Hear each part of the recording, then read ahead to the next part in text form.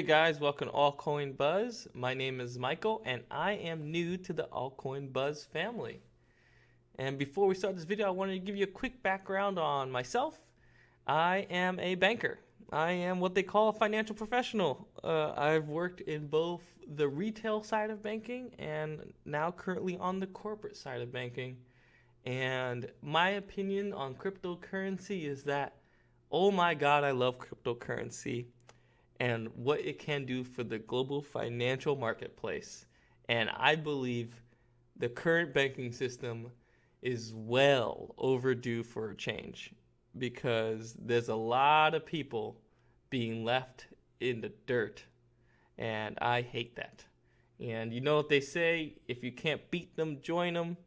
Well, I decided to get into banking so I could learn as much as I possibly can about this side of, the world. And I'm using that knowledge to my advantage, and I'm hoping to spread that knowledge to you guys and give you kind of a banker's perspective on the crypto markets and how it could go forward to hopefully make everyone good decisions in the future and, pay off all that debt and get, comfortable in life.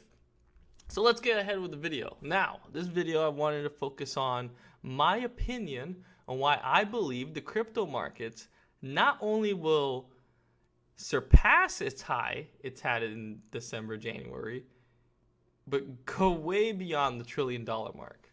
Now, we're sitting at 480 billion right now. We're about a little bit over half from the high of 829 billion, probably hit a little higher than that. But that was the peak around early January. We had an over $800 billion market cap. I strongly believe we're going to get past that. And that belief is solely based on the barrier of entry problem when it comes to the cryptocurrency markets. Now, cryptocurrency is, for a lot of the general populace, in itself, the technology is kind of weird. It's new, they're used to the dollar. It's anything new to new space, people are weary about it, especially when it comes to money. And of course, with the hype, that drove a lot of people's interest, and that interest drove a lot of people to sign up to different exchanges. And then eventually those exchanges had to close down because there was just so much demand for new users. And, that closing down of new registrations kind of hurt the market a bit. But what really did is it increased the barrier of entry. And in a space where the barrier of entry is already high, not just in trying to get your money in, but just understanding what the hell cryptocurrency is. What is the blockchain? To the traditional investor, ma, pa, college student, it's a whole new world from what they grew up knowing what currency was. So, the barrier of entry. Before we go deep into that, let me explain what a barrier of entry is. And one of the best analogies I could use is, let me use a sports analogy. Soccer is one of the most popular sports in the world. And to get into soccer, all you need is a ball. It doesn't have to even be a proper ball. I mean, I've seen you pretty much kick around anything, you're playing soccer.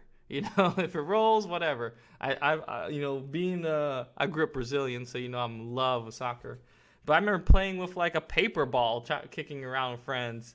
So soccer as a sport has a very low barrier of entry. You don't even need goals. You put like 2 shoes down, boom, you got goals, or 2 rocks or whatever, you got a goal. All right. So soccer, as you can see, very easy to get started, very easy to play. Now let's go to a sport that has a high barrier of entry, hockey. You need blades, stick, equipment. So just because it requires more things to play, thus the higher barrier of entry. Soccer, all you need is a ball. Hockey, you need a puck, a stick, rollerblades.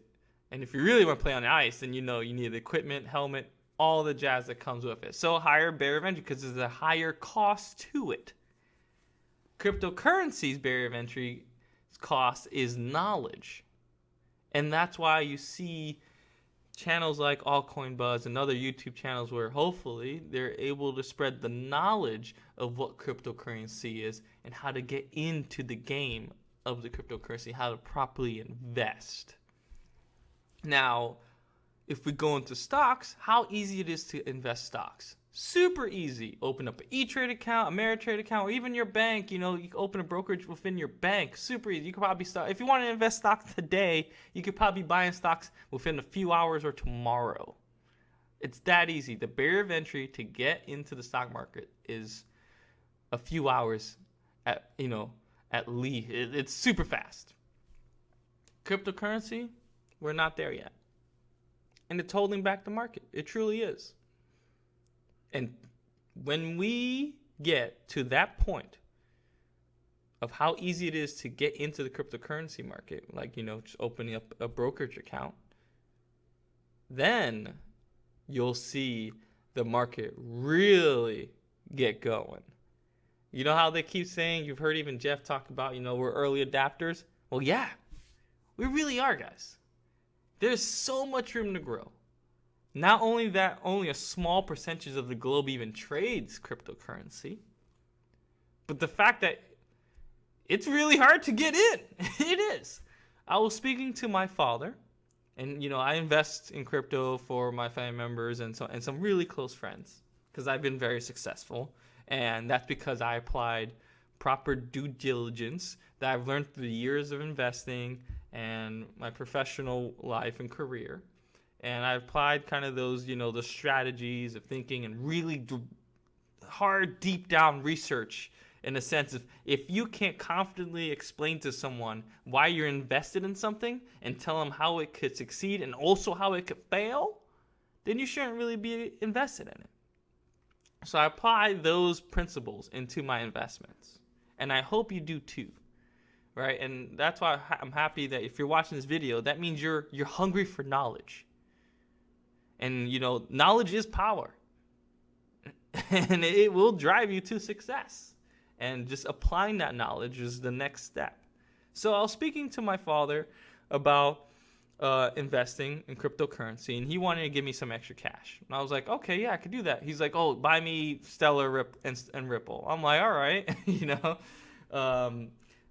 okay, it'll probably take a week to really get the money in. He's like, what? What do you mean a week? And I was like, yeah, it's going to take time in the sense of, one, I have to get into an exchange that allows fiat currency direct deposit right in, right? So that'll be like Coinbase, you're allowed to buy straight from the dollar to Bitcoin or whatever. Gemini as well, Kraken, those are three that I've used before.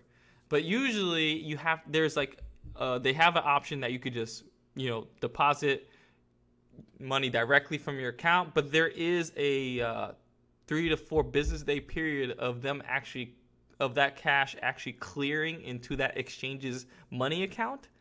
Now they do kind of pre-authorize you to purchase a cryptocurrency, but then you can't really transfer that cryptocurrency out. You're kind of stuck with it until the money actually clears the exchange's bank accounts.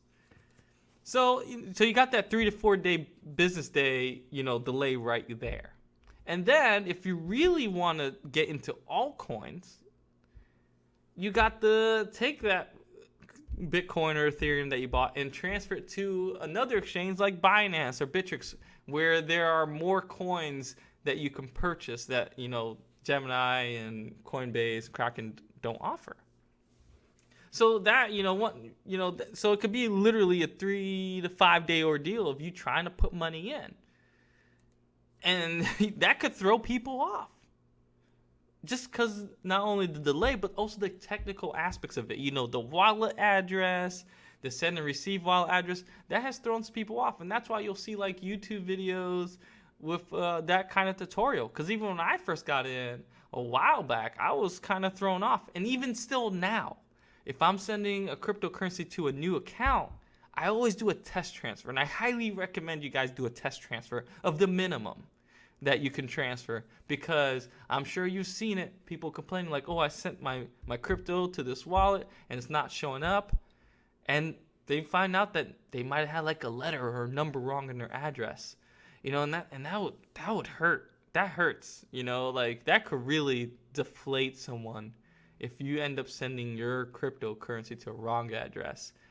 And that could be their whole investment. So I highly recommend you guys do a test transaction before you end up sending the whole kit and caboodle to a different wallet.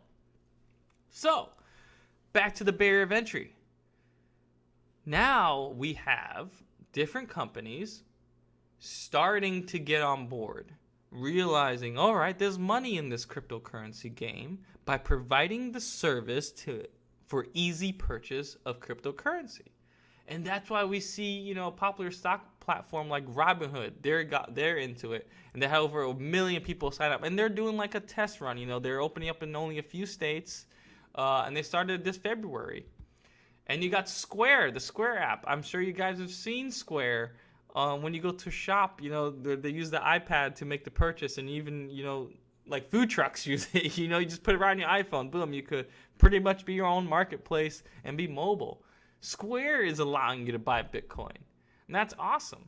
And we see that cryptocurrency is getting popular. More and more people. Yes, the hype might not be as nuts, and all you hear from the mainstream media is FUD and Bitcoin to $900, and just nuts. And they're financial professionals as well, but you have financial professionals giving good opinions and positive opinions, and some giving negative opinions. My opinions are more in the positive light, and the demand is still there. Look, 7 million has just hit Binance. Binance a month ago was at 6 million, and 2 weeks before that was at 5 million. So there's still a driving factor of people trying to get into the market. And the easier it becomes to get into the market, and by easier I mean the whole dollar or whatever currency you may use to buy cryptocurrency, the easier that transaction, that transition becomes, the better it is for the market. And the market is bouncing back. And you could expect that, because this was a huge spike, right? Look at this steady growth throughout 2017. And then we had a big, late November, December spike to early January, and then the pullback. Either people taking profits. I know the coin market cap getting rid of the Korean exchange prices in their calculations freaked people out, which probably led to a lot of panic selling. A lot of things brought this thing down, all the FUD. But one measure of a healthy market is, after a crazy spike like this, is where does it land? And if we were to make a trend line of if it stayed within this trend of a healthy, steady rise, you would see that this bottom here never actually would have crossed this healthy trend line. And I'm not a big into charts, but that is a healthy, overview of the market. You see that there's still money being put in, new money still coming in, and as long as more services continue to increase how easy it is to get into the market, you're going to see this market get much higher. And it's definitely going to surpass the 829 billion. And it'll definitely surpass $1 trillion. And as governments try to deter people from investing in it, they can't. I'm a banker, and I love this stuff, because I'm tired of seeing people not being able to participate in the global marketplace and having everyone left behind. I'm done with that. So guys, that's it. That's all it is for me. I hope you liked this video. If you did, go ahead and hit that like button, subscribe if you're new, and I hope to keep making more. Well, that's it. That's all from Altcoin Buzz. See ya.